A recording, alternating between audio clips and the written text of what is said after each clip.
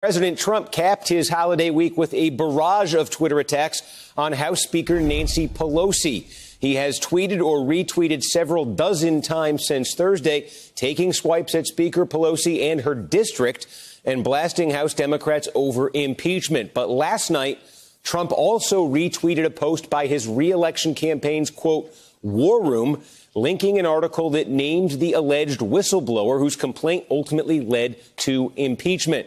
It has been 9 days now since the House of Representatives voted to pass articles of impeachment. Speaker Pelosi continues to hold on to those articles until Senate Majority Leader Mitch McConnell negotiates the terms of a Senate trial.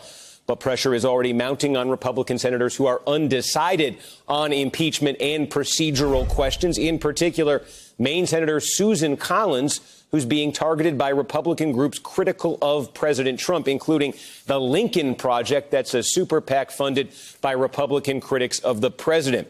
President Trump did his part to try to curry favor with Collins with an endorsement of her 2020 reelection earlier this week. In a statement, Senator Collins told a Portland newspaper, quote, I take seriously the oath I will swear to render impartial justice in the impeachment trial. Threats from both the left and the right will have zero influence on my decisions. For more, I'm joined by Shannon Pettypiece, NBC News senior digital White House reporter, Irvin McCullough, a national security analyst for the Government Accountability Project, and Jennifer Horn, co-founder of the Lincoln Project and former chair of the New Hampshire Republican Party. Thanks to all of you for being with us. Shannon, let me start with you. We mentioned the president's Twitter activity, quite a bit of it in the past couple of days. Very aggressive here, particularly when it comes to his posture towards Nancy Pelosi. In terms of the White House's strategy towards impeachment and that stalemate between the House and the Senate right now, what is the president trying to achieve here?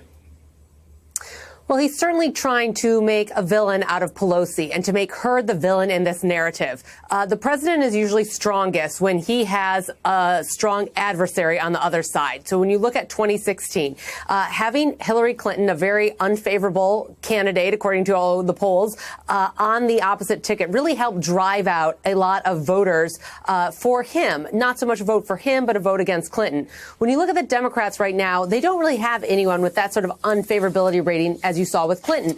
So he is trying to paint the Democratic Party as a whole and find these sort of villains, quote unquote, that he can pick out, whether it's Nancy Pelosi or AOC or the Squad, and take them and use them as sort of a caricature or a portrait that he wants to paint as the Democratic Party as a whole going into 2020. So he wants, when voters go to the ballot in 2020, if they're not going to cast a vote for him because they don't like him or they don't like his behavior as president, they're going to show up because they want to cast a vote against Nancy Pelosi or the Squad or whatever progressive elements of the Democratic Party he finds. So I think that is really why he singled out Pelosi. I don't know if that has become effective yet because it seems it's only making her stronger.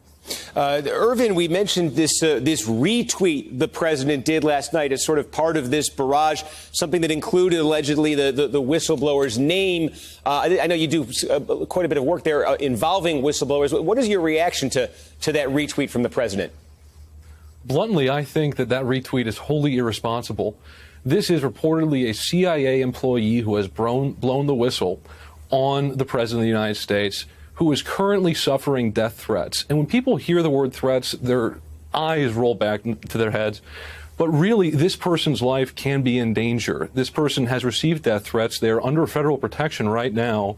And once again, Donald Trump does not know for certain the identity of the whistleblower. The whistleblower's legal counsel have come out and said that this person that the Trump tweet mentioned may or may not be the actual whistleblower. But to assert that anyone is the whistleblower, especially when they're fearing for their lives, is wholly irresponsible and reckless.